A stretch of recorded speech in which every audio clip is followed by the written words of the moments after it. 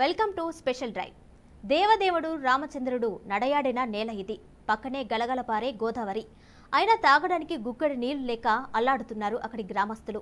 దశాబ్దాలుగా అడవి తల్లి ఒడిలో పెరుగుతున్న గిరిజనులు త్రాగునీటి కోసం వాగులు వంకలపై ఆధారపడి బ్రతకాల్సిన పరిస్థితి. చింతకుంట గ్రామంలో కొండరెడ్ల గిరిజన తెగకు చెందిన అనేక కుటుంబాలు త్రాగునీటి కోసం కిలోమీటర్ల మేర కాలిబాటన వెళ్లి దాహార్తి తీర్చుకోవాల్సిన దుస్థితి. ఆ గ్రామంలో నీటి కోసం ఒకే ఒక కొట్టుడు పంపు ఉంది. అందులో కూడా శుద్ధపు నీరు రావడంతో ఆ నీరు తాగి చిన్నారులు రోగాల బారిన పడుతున్నారు.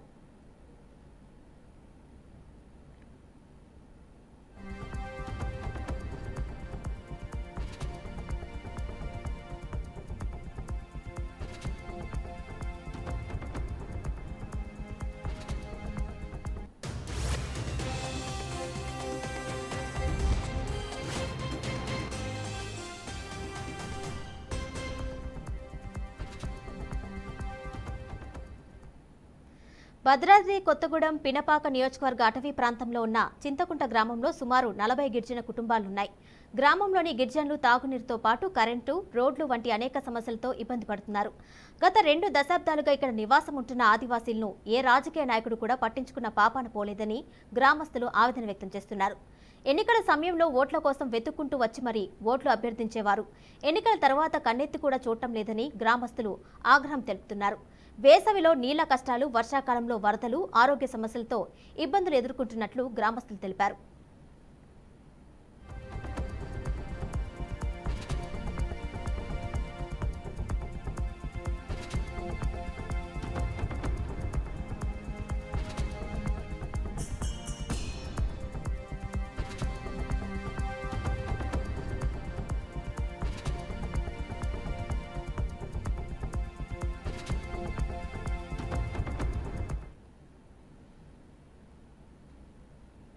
ఇక పోడు వ్యవసాయం చేసుకుంటూ జీవనం సాగిస్తున్నారు ఇక్కడి ప్రజలు. ఓటర్ కార్డులు, ఆధార్ కార్డులు ఉన్నప్పటికీ ప్రభుత్వం తరపున ఎటువంటి ప్రయోజనాలు అందటం లేదని అంటున్నారు. సంవత్సరాలుగా అధికారుల చుట్టూ తిరిగినా పట్టించుకోవడం లేదని అంటున్నారు గ్రామస్తులు. కాంగ్రెస్ అధికారంలోకి వచ్చిన తర్వాత తొలిసారి ఎమ్మెల్యే పాయం వెంకటేశ్వర్లు గ్రామాన్ని సందర్శించినట్టు తెలిపారు. సమస్యలను ఎమ్మెల్యే అడిగి తెలుసుకున్నారని, సీఎం దృష్టికి తీసుకువెళ్లి పరిష్కారానికి కృషి చేస్తానని హామీ ఇచ్చినట్లు స్థానికులు తెలిపారు.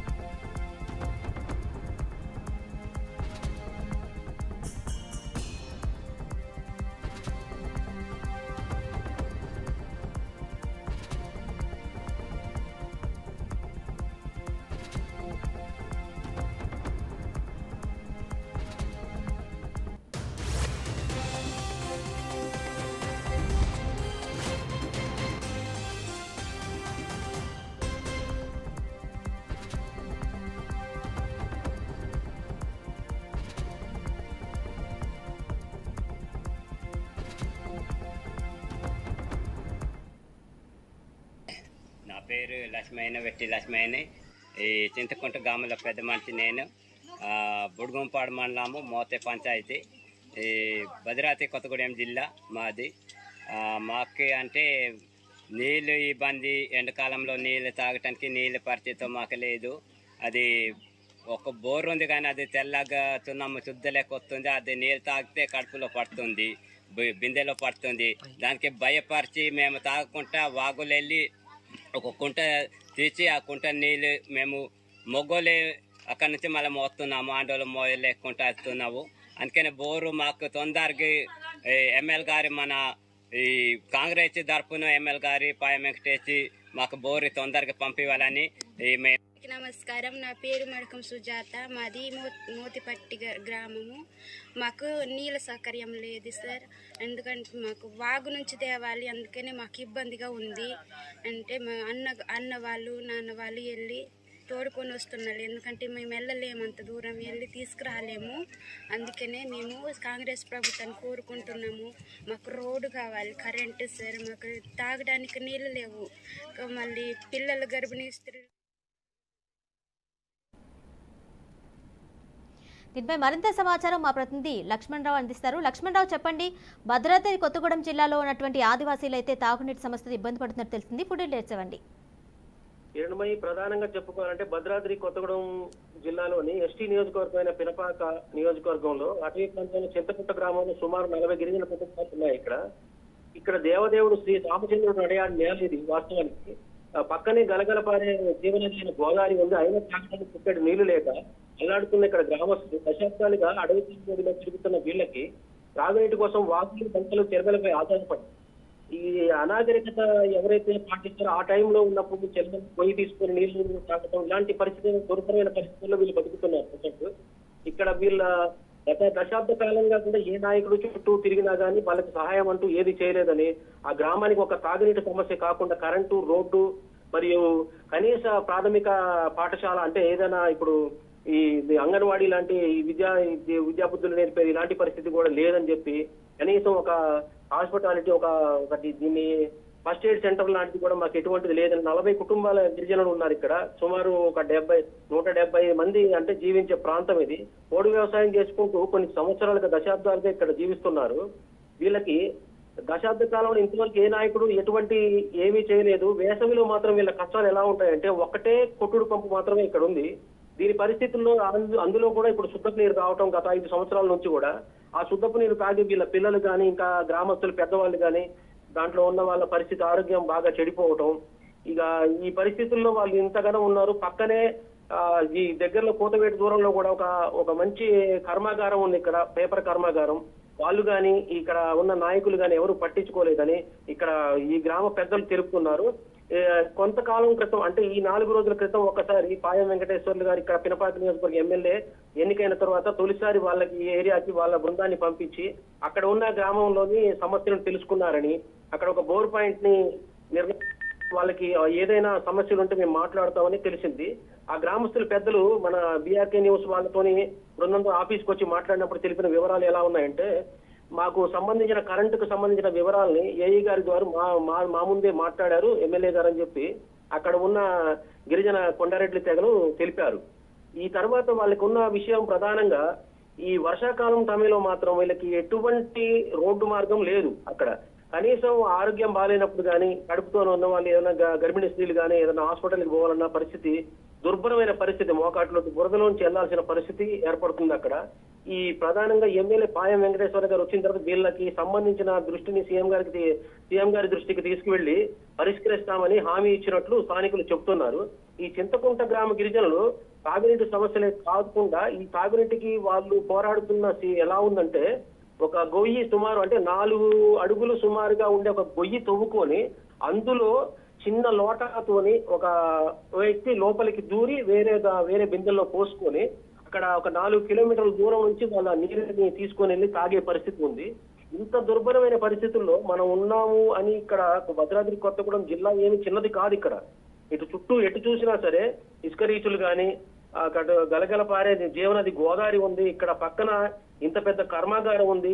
మంచి నియోజకవర్గంలో మంచి నాయకులు ఉన్నారు ఇక్కడ. అయినా కానీ వీళ్ళని ఇన్ని సంవత్సరాలు ఎందుకు పట్టించుకోలేదని వీళ్ళ ఆవేదన చాలా ఎన్నో రకాలమైన సమస్యలతో వీళ్ళు చాలా బాధపడుతున్నారు. దీనికి తోడు కొంతమంది వీళ్ళకి ఈ ఆ దారి చూపిస్తాం, ఈ దారి చూపిస్తాం, ఈ రకంగా చేస్తామంటూ కోర్టుల చుట్టూ తిప్పి మీకు పోడు వ్యవసాయానికి సంబంధించిన పట్టాలు మొదలుకొని అన్ని ఇప్పిస్తామని చెప్పి ఎక్కడెక్కడో నేను నాయకుడు అంటూ వచ్చి వీళ్ళకి నరక యాతన చూపిస్తున్నారంటే డబ్బులు వీళ్ళ దగ్గర దండుకొని తలా ఒక 500, 100 రూపాయలు ఇట్లా దండుకొని కొన్ని అంటే ఈ తెగ మొత్తానికి సంబంధించి ఈ చింతకుంట ఎవరైతే రెడ్లు ఉన్నారో కొండరెడ్లు తెగకు సంబంధించిన వాళ్ళు ఈ 40-50 కుటుంబాలకు కూడా ఒక సుమారు 5 లక్షల వరకు వీళ్ళు వసూలు చేసి వాళ్ళని గ్రామంలో మేము పోడు పట్టాలు ఇప్పిస్తామని చెప్పి మాట్లాడిన పరిస్థితులు ఉన్నాయి.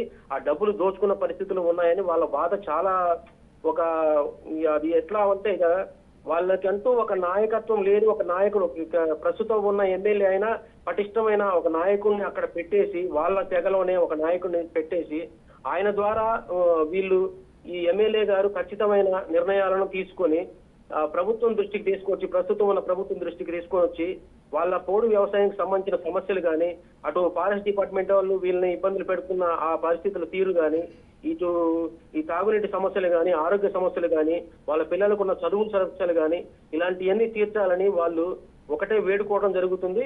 మన బృందం అక్కడికి వెళ్ళినప్పుడు అందులో పెద్దలు ఆ ఊర్లో లేకపోవటం, వాళ్ళు ఇచ్చిన వాయిస్ తర్వాత ఆ పెద్దలు రావటం, వీళ్ళు ఎవరైనా వచ్చారేమో బోర్ పాయింట్ వేసిన తర్వాత అనుమానం ఎలా అంటే, ఇప్పుడు ఎవరైనా కాంగ్రెస్ వీళ్ళు వచ్చారు, పాయం వెంకటేశ్వర బృందం వచ్చి ఇక్కడ బోర్ పాయింట్ వేశారు, తర్వాత మనల్ని ఏమన్నా చేస్తారేమో, మిగతా వాళ్ళు ఎవరన్నా అంటే బయట వ్యక్తులు ఎవరన్నా, గత పాలకులు ఎవరన్నా కావాలని పంపించారేమో అని చెప్పి చుట్టుముట్టేసి మన బృందాన్ని చుట్టుముట్టేసి వద్దని, వీడియోలు ప్లే చేయొద్దని చెప్పి భయపడ్డ సంఘటన కూడా జరిగింది ఈ వీడియో మనం ఫుటేజ్ తీసుకునే సమయంలో. అయితే వాళ్ళకి సర్ది చెప్పే ప్రయత్నం చేసి, బాబు ఇది పరిస్థితి, మీ సమస్య గురించి పాయం వెంకటేశ్వర్ ఎవరైతే వచ్చారో ఆయన పిఎనపాక నియోజకవర్గ ఎస్టీ నియోజకవర్గ ఎమ్మెల్యే గారి గురించి అన్ని మంచిగానే చెప్తాం, మీకు రావాల్సిన విషయం గురించి మేము 100% పోరాడే పరిస్థితుల్లోనే మేము బీఆర్కే న్యూస్ తరపు నుంచి పోరాడతామని చెప్పడం జరిగింది. ఆ తర్వాత పెద్దలు బీఆర్కే న్యూస్ ఆఫీస్కి వచ్చేసి, మన ఇక్కడ జిల్లా ఆఫీస్కి వచ్చేసి మాట్లాడటం జరిగింది. సోడయ్య అని చెప్పి ఇంకొక అతను పాస్టర్ గారు ఉన్నారు అక్కడ, వాళ్ళు ఇద్దరు కలిసి వచ్చి మాట్లాడటం జరిగింది. మాట్లాడేసి ఉన్న విషయాన్ని కూలంకషంగా మీ ద్వారా ఏదైతే బీఆర్కే మీ ద్వారా అయినా సరే మాకు న్యాయం జరగాలి సార్, మీరు ఇట్లా పరిస్థితి మీరు చేయటం మాకు బాగా నచ్చింది, వీడియో రిఫరెన్స్ తీసుకున్నారు, మంచిగా అడిగారని చెప్పి తెలియజేయడం జరిగింది. Chennamayya. Right Lakshman Rao, thank you. Kodem Solomon, Chintakunta గ్రామం, మా బూర్గంపాడు మండలం. కానీ సమస్య ఏదంటే మాకు బోరు కావాలి. మరి మాకు ఎండాకాలంలో చాలా ఇబ్బంది పడతారు, అందుకే మాకు బోరు కావాలి. మరి మరి ఇంతకు ముందున్న కాంగ్రెస్ టీఆర్ఎస్ ప్రభుత్వాన్ని ఇప్పటికి 15 సంవత్సరాలు కానీ మేము పెట్టాము, మాకు బోరు లేదు, కరెంట్ లేదు, రోడ్ లేదని. కానీ పెట్టినా ఇంకా స్పందించలేదు. మరి ఇప్పుడున్న ప్రభుత్వాన్ని, కాంగ్రెస్ ప్రభుత్వాన్ని, మరి ఎమ్మెల్యే గారి పాయం వారిని గారిని కానీ మేము కోరుతున్నాం, మాకు త్వరలో సాయం చేయాలని. మాకు ఈ ఎండాకాలంలో చాలా ఇబ్బంది పడతాం. మరి అక్క వాళ్ళు అక్కడ తోడలేక మరి మేమే వెళ్ళి తోడుకుంటున్నాం, మరి చాలా ఇబ్బంది పడుతున్నాం. మరి మా ఇబ్బంది మరి మీరు గుర్తించి మరి త్వరలో ఎండాకాలం రాకముందు మాకు సహాయం చేయాలని మేము కాంగ్రెస్ ప్రభుత్వాన్ని కోరుకుంటున్నాం.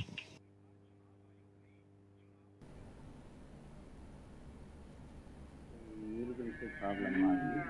కాకపోతే ఈ చలవ నీళ్ళు తాగటం వల్ల ఈ దగ్గులు, జ్వరాలు, తలుపులు అన్నీ వస్తున్నాయి. దానివల్ల ఈ చచ్చిపోవటం కూడా జరుగుతుంది, ఆరోగ్యాలు కూడా పాడవుతున్నాయి. మాకు ఈ గవర్నమెంట్ నుంచి ఒక ల్యాండ్ బోర్ అయినా ఇస్తే మాకు బాగుండేది. పిల్లలు కూడా చదువు చెప్పేట ఏర్పాటు చేస్తే మాకు బాగుంటుంది. అలాగే ప్రెగ్నెంట్ డెలివరీ లోపల వచ్చే లోపల అయినా వెళ్ళేపాటికి మోసుకెళ్ళటం జరుగుతుంది. రోడ్డు దీనిపై మరింత సమాచారం మా ప్రతినిధి శ్రీధర్ అందిస్తారు. శ్రీధర్, చెప్పండి, భద్రాద్రి కొత్తగూడెం జిల్లా చింతకుంట గ్రామంలో గ్రామస్తులైతే తాగునీరు లేక, కరెంట్ లేక అనేక సమస్యలతో ఇబ్బంది పడుతున్నారు. ఫుల్ డీటెయిల్స్ ఇవ్వండి.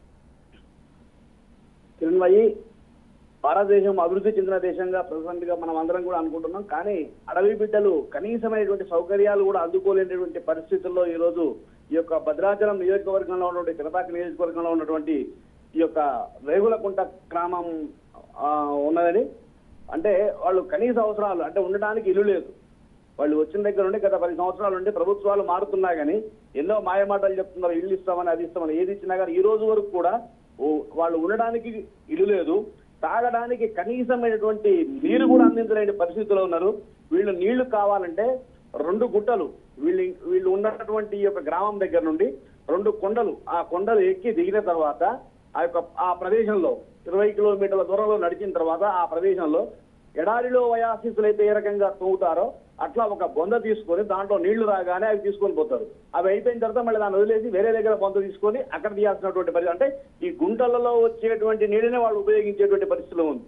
దాంట్లో ఉన్నటువంటి దానివల్ల అక్కడ ఉన్నటువంటి పిల్లలందరికీ కూడా ఈ యొక్క ఫ్లోరైడ్ సమస్య కావచ్చు, అనారోగ్యమైన బారిన పడిపోతున్నారు. మరి ఈ రకంగా అనారోగ్య బారిన పడిన వాళ్ళని వీళ్ళని తరలించాలన్నా కానీ కనీస రోడ్డు సౌకర్యాలు లేవు. ఆ రకంగా అంటే మన రోడ్డు సౌకర్యానికి వెళ్ళాలన్నా కానీ 20 కిలోమీటర్లు నడిచి దట్టమైనటువంటి అడవి మార్గంలో నడవలసినటువంటి పరిస్థితి ఏర్పడుతున్నది. చాలా హృదయ విదారకమైనటువంటి సంఘటన. ప్రజాప్రతినిధులు అందరూ కూడా ఒకసారి ఆలోచించాలి. ఎందుకంటే ఎంతసేపటికి వీళ్ళని ఓటు బ్యాంకు ద్వారా మాత్రమే మమ్మల్ని వాడుకుంటున్నారు. కనీసం మాకు అంటే మొత్తం 45 కుటుంబాలు ఇక్కడ ఉన్నాయి. దగ్గర దగ్గర 175 మంది ప్రజలు అక్కడ నివసిస్తున్నారు. కనీసం ఈ యొక్క 175 మంది ప్రజలకు కూడా కనీస సౌకర్యాలు కల్పించలేకపోవడం అంటే మరి ఈ అభివృద్ధి అంతా ఎడిపోతుంది అనేది వాళ్ళు ఒకసారి ఆలోచిస్తున్నారు. ఇంకా కూడా వెనకబడే ఉన్నారు. అంటే ఒకళ్ళకి చెప్పాలన్నా కానీ ఏమన్నా అవుతుందనేటువంటి భయం కావచ్చు. ఇటువంటి అంటే జనజీవన స్రవంతికి చాలా దూరంగా ఒక విపత్కరమైనటువంటి ఒక ఉత్కృష్టమైనటువంటి జీవితాన్ని వాళ్ళు అనుభవిస్తున్నారు. మరి ప్రభుత్వాలు ఏం చేస్తున్నాయనేది కూడా వాళ్ళకి అర్థం కాని పరిస్థితి. మనకు కూడా అక్కడ పోయి చూసిన తర్వాత ఆ పరిస్థితి చూస్తే ఇంత ఘోరంగా ఉంటుందా, అయ్యో ఇంత కష్టపడుతున్నారు అనేటువంటి భావం మనకు కూడా వచ్చేస్తుంది. ఇప్పటికైనా కానీ ప్రజాప్రతినిధులు ఈ వెంటనే వీరి యొక్క సమస్యను పరిష్కరించాలని, మాకు ఉన్నటువంటి అంటే మమ్మల్ని ఓటు బ్యాంక్ గా వాడుకోకూడదు. కనీసం విద్య, వీళ్ళు డెవలప్ కావాలంటే విద్య కావాలి. విద్యా సౌకర్యాలు కూడా ఇక్కడ లేవు. కనీసం కొత్తగూడెం నియోజకవర్గానికి గిరిజన యూనివర్సిటీ కూడా ఇస్తా ఉన్నారు. అటువంటి ఇచ్చి ఆ యొక్క విద్యను మా దగ్గరికి తీసుకొచ్చుకొని రోడ్డు సౌకర్యాలు కనుక, వైద్యం ఈ కనుక మాకు అందియగలిగితే అంతకంటే మాకు ఏం అవసరం లేదని చెప్పి వాళ్ళు ఈ యొక్క ప్రభుత్వాన్ని వేడుకుంటున్నారు. కిరణ్ భాయ్, అయితే శ్రీధర్, ప్రధానంగా చూసుకుంటే 20 సంవత్సరాల పాటు ఇలాంటి జీవితం గడిపారంటే చాలా బాధాకరం అని చెప్పుకోవచ్చు. ఎందుకంటే తాగునీరు, అలాగే ఎలక్ట్రిసిటీ, హాస్పిటల్ అనేది ప్రతి గ్రామంలో కూడా ముఖ్యమైన 3 ఇవన్నీ కూడా కంపల్సరీగా గ్రామాల్లో అయితే కంపల్సరీగా ఉంటాయి. అయినప్పటికీ కూడా వీళ్ళెవరూ కూడా అక్కడ అధికారులు కానీ కలెక్టర్స్ కానీ అప్రోచ్ అవ్వలేదా? అసలు ఒక అధికారి కానీ ప్రజాప్రతినిధి కూడా ఎలక్షన్స్ ముందు వచ్చి వాళ్లకు ఏదో ఒక మాయ చేసి మీకు అది ఇస్తామని చెప్పి వాళ్ళ ఓట్లు వేసుకుని పోవడమే తప్ప తర్వాత వాళ్ళ ముఖాన చూసిన పాపన పోలేదు. ఎందుకంటే వాస్తవంగా వాళ్ళ దగ్గరికి పోవాలన్నా కానీ నేను చెప్పాను కదా, రోడ్డు నుంచి వాళ్ళ గ్రామాలకు వెళ్ళాలన్నా 20 కిలోమీటర్లు దట్టమైనటువంటి అడవి ప్రాంతంలో నడిచిపోవాలి. కాబట్టి అంటే రోడ్డు సౌకర్యాలు కూడా సక్రమంగా లేవు. కాబట్టి ఇక్కడికి పోవడానికి కూడా ఎవరికి ఆ ఆలోచన కూడా లేదు. అధికారులు కూడా అలసత్వం. ఎందుకంటే అంత దూరం నడిచిపోయి వాళ్ళకి ఏదో చేయాలనే భావం ఉండొచ్చు.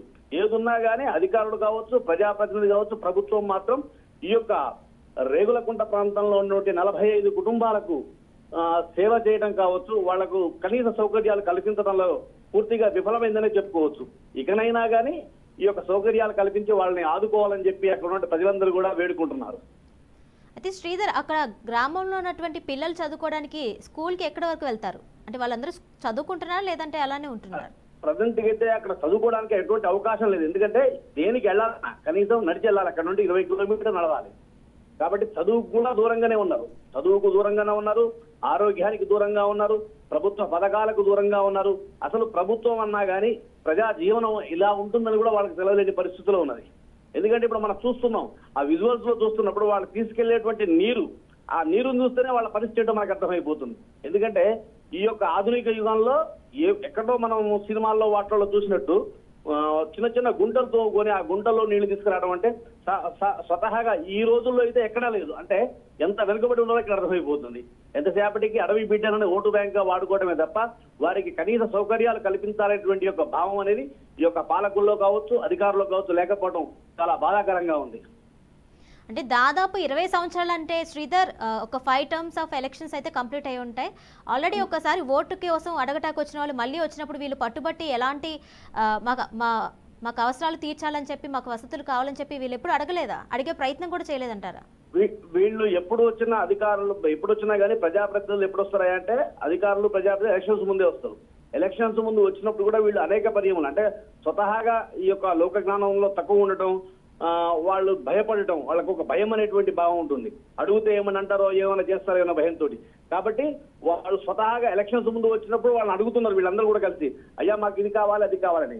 మన వాళ్ళ సంగతి తెలియపోయి ఈ పాలకులు ఏం చేస్తారు, నేను అధికారులకు రాగానే నీకు ఇల్లు ఇస్తున్నారు. ఈ రోజు వరకు ఇందిరమ్మ ఇల్లు ఇస్తున్నారు, డబుల్ బెడ్రూమ్ అన్నారు. ఈ రోజు వరకు వాళ్ళకి ఒక ఇల్లు కూడా రాలేదు.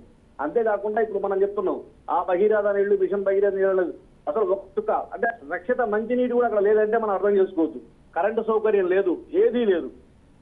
అడవి బిడ్డలు చాలా ఉత్కృష్టమైన జీవితాన్ని కొనసాగిస్తున్నారు అక్కడ. Right Sridhar, thank you.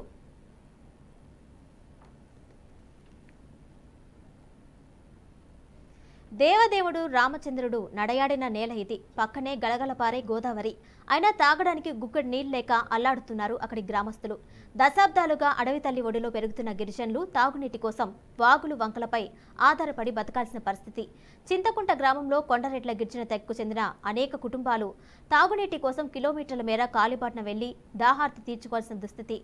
ఆ గ్రామంలో నీటి కోసం ఒకే ఒక్క కొట్టుడు పంపు ఉంది. అందులో కూడా శుద్ధపు నీరు రావడంతో ఆ నీరు తాగి చిన్నారులు రోగాల బారిన పడుతున్నారు.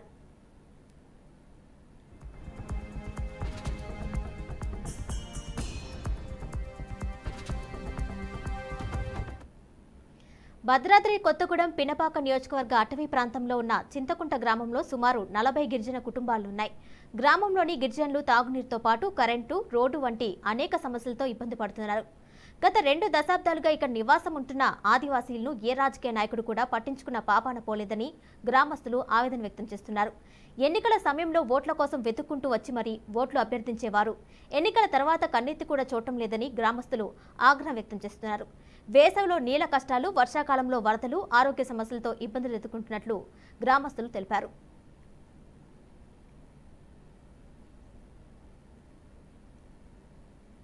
పిల్లలు చనిపోయింది. మొత్తం నీళ్ళు తాగి రోగాలు వచ్చి చనిపోయింది. అక్కడ పక్కన గొయ్యి ఉంది, అక్కడ తాగుతూ ఉన్నాయి. లేకపోతే వేరు ఊరు వెళ్తాయి, కళలు ఇక్కడ దగ్గరలో మాకు లేదు అసలు. ఇక్కడ నుంచి ఈ వేగా గ్రామాలు వచ్చి చాలా 3 కిలోమీటర్లు నడవాలండి. నడవల నుంచి మోసడానికి చాలా దూరం ఉంది. అక్కడ నుంచి మాకు గవర్నమెంట్ మాకు కలిసి ఏంటంటే నడవాలంటే 3 కిలోమీటర్లు నడవాలంటే మాకు గవర్నమెంట్ వెంటబోరికి చేసిన కష్టాలు మాకు వాగులు నీళ్ళు తాగి 7 మంది పిల్లలు చనిపోయింది. మొత్తం నీళ్ళు తాగి రోగాలు వచ్చి చనిపోయింది. అక్కడ పక్కన గొయ్యి ఉంది, అక్కడ తాగుతూ ఉన్నాయి. లేకపోతే వేరు ఊరు వెళ్తాయి, కళలు ఇక్కడ దగ్గరలో మాకు లేదు అసలు. జీవనం సాగిస్తున్నారు ఇక్కడ ప్రజలు. ఓటర్ కార్డులు, ఆధార్ కార్డులు ఉన్నప్పటికీ ప్రభుత్వం తరపున ఎటువంటి ప్రయోజనాలు అందటం లేదని అంటున్నారు. సంవత్సరాలుగా అధికారుల చుట్టూ తిరిగినా పట్టించుకోవడం లేదని అంటున్నారు గ్రామస్తులు. కాంగ్రెస్ అధికారంలోకి వచ్చిన తర్వాత తొలిసారి ఎమ్మెల్యే పాయం వెంకటేశ్వర్లు గ్రామాన్ని సందర్శించినట్లు తెలిపారు. సమస్యలను ఎమ్మెల్యే అడిగి తెలుసుకున్నారని, సీఎం దృష్టికి తీసుకెళ్లి పరిష్కారానికి కృషి చేస్తానని హామీ ఇచ్చినట్లు స్థానికులు తెలిపారు.